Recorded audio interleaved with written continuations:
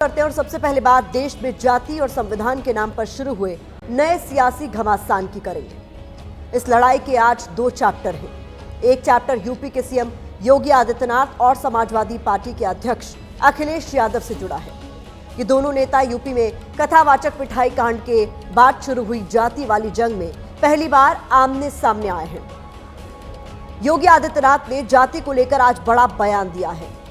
दूसरा चैप्टर संघ के महासचिव और संगठन में नंबर 2 कद रखने वाले दत्तात्रेय होसबोले से जुड़ा है, जिन्होंने संविधान की प्रस्तावना में शामिल दो शब्द समाजवादी और धर्मनिरपेक्ष यानी सोशलिस्ट और सेकुलर की समीक्षा करने वाला बयान दिया है। तो सवाल यहां यह है कि क्या ये दोनों शब्द संविधान से हटा दिए जाएंगे?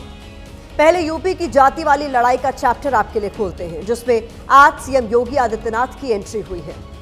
यूपी के इटावा में कथावाचकों की पिटाई कांड पर पहले ही यादव वर्सेस ब्राह्मण की लड़ाई चल रही है। अब योगी आदित्यनाथ ने जाति की लड़ाई को प्रदेश की पहचान से जोड़ दिया है। कैसे यह लड़ाई अब योगी वर्सेस अखिलेश हो गई है, वो देखिए। अखिलेश यादव कह रहे हैं कि जो लोग पिछले 9 सालों में जीरो टॉलरेंस, न्याय दिलाने, सबका साथ सबका विकास की बात कर रहे थे, उनकी सरकार में ही सबसे ज्यादा उत्पीड़न हो रहा है। इस पर पलटवार करते हुए सीएम योगी ने कहा कि 2017 के पहले का उत्तर प्रदेश बेटी और व्यापारी के लिए सबसे असुरक्षित प्रदेश के रूप में जाना जाता था। अखिलेश यादव ने कहा है कि ऐसे व्यक्तिवादी सोच के लोग प्रबुद्धवादी और वर्चस्ववादी लोग होते हैं और अपना वर्चस्व बनाए रखने के लिए समाज में हमेशा लोगों को दबाते हैं। सीएम योगी ने इस पर कहा है कि पिछली सरकारों की उपलब्धि क्या है, जातीय संघर्ष करवा के परिवारवाद के नाम पर एक जनपद, एक माफिया देना। अखिलेश यादव ने यह भी कहा है कि पीडीए की पॉजिटिव पॉलिटिक्स है, इसीलिए नकारात्मक वर्चस्ववादी लोग इसे कभी एक्सेप्ट नहीं कर सकते। योगी ने कहा है कि हमारे लिए युवाओं की जाति नहीं, उनकी प्रतिभा मायने रखती है। दोनों के बीच जाति के नाम पर कैसे जुबानी जंग शुरू हुई है, इस पर एक रिएक्शन रील देखिए। आप सोचिए, अयोध्या सबसे पवित्र धरती, वहाँ बलात्कार हो गया। लखनऊ में बलात्कार होते हैं, कहाँ नहीं होते। और महिलाओं की छेड़खानी में सबसे आगे उत्तर प्रदेश है। वो इसलिए क्योंकि यहाँ की सरकार कानून व्यवस्था के अलावा सब पे ध्यान दे रही है। याद करिए 2017 के पहले का उत्तर प्रदेश दंगों के रूप में, माफिया गिरोहों के रूप में, बेटी और व्यापारी के लिए सबसे असुरक्षित प्रदेश के रूप में जाना जाता था। सरकार के ये आंकड़े बताते हैं कि दलितों पर सबसे ज्यादा अगर कहीं पर अन्याय हो रहा है तो वो उत्तर प्रदेश में हो रहा है। पिछली सरकारों की उपलब्धि क्या है? जातीय संघर्ष करवा करके परिवारवाद के नाम पर एक जनपद, एक माफिया देने, यही उनकी पिछली सरकारों की उपलब्धि रही है। जाति संघर्ष कौन कराना चाहता है? जाति संघर्ष वो लोग कराना चाहते हैं जो भगवानों को भी अपनी जाति से जोड़ते हैं। याद करिए 24 जनवरी 1950 नोटिफिकेशन जारी होते उत्तर प्रदेश नाम की, लेकिन कभी भी आयोजन नहीं हुआ क्योंकि पिछली सरकारों को जातीय संघर्ष कराने से फुर्सती नहीं थी। 16 साल की चुटिया कट गई, इतना दुखी था बेचारा वो। अब बताओ किसी चुटिया काट दो तो कैसा महसूस होगा आपको? बताओ, अगर ये बात सच है तो काहे कि हम विश्वगुरु हैं। हमारे लिए जाति मायने नहीं रखती, हमारे लिए तो उसकी प्रतिभा को एक प्लेटफॉर्म उपलब्ध करवाने का कार्य हम कर रहे हैं। तो योगी आदित्यनाथ के बयान पर समाजवादी पार्टी कह रही है कि बीजेपी प्रदेश की जनता को कंफ्यूज करने का काम कर रही है। एक तरफ वो समाजवादी पार्टी पर लोगों को जाति में बांटने का आरोप लगा रही है, दूसरी तरफ बीजेपी की केंद्र सरकार देश में जाति जनगणना करवा रही है।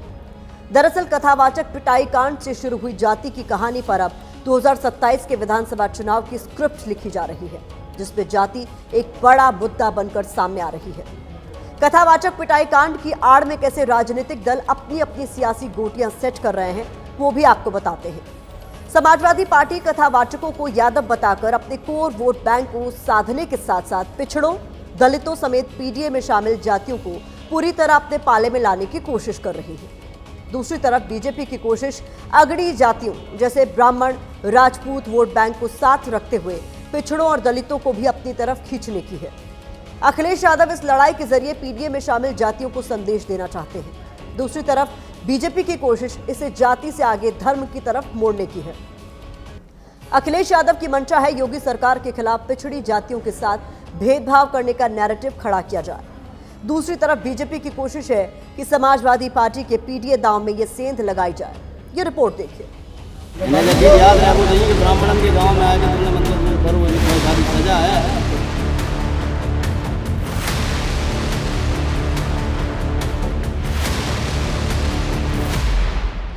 कथावाचक पिटाई कांड अब पीछे छूट चुका है। उत्तर प्रदेश में नई सियासी लड़ाई जातियों पर छिड़ी है, चाहे यूपी के सीएम योगी आदित्यनाथ हो या फिर समाजवादी पार्टी के अध्यक्ष अखिलेश यादव। दोनों के बीच जातियों के जोड़-तोड़ की राजनीति चल रही है। इस राजनीति के केंद्र में सवर्ण, ओबीसी और दलित वोट बैंक है। यूपी में ब्राह्मण, राजपूत, वैश्य, भूमियार, त्यागी और अन्य को जोड़कर सवर्णों की आबादी 17 से 19% है। ओबीसी की आबादी का प्रतिशत 42 से 43% है। इसके अलावा दलित 21%। सवर्ण जातियां परंपरागत तौर पर बीजेपी का वोट बैंक मानी जाती हैं। इसके बाद बचे ओबीसी और दलित। इन वर्गों में वो जातियां शामिल हैं जिनको लेकर सारी खींचतान है। अब अखिलेश यादव कथावाचक पिटाई कांड के बहाने जातियों के मुद्दे पर इतने आक्रामक क्यों हैं? इसकी स्टोरी 2024 के लोकसभा चुनाव नतीजों में छिपी है। इन चुनाव में यूपी के नतीजे देखें तो ऊंची जातियों का 79% वोट एनडीए को मिला, जबकि 16% वोट इंडिया गठबंधन के खाते में गया। यादवों का 15% वोट एनडीए दलों को मिला, जबकि 82% इंडिया गठबंधन की झोली में गया। दलितों में जाटव वोट की बात करें तो 24% एनडीए और 25% इंडिया गठबंधन को मिला।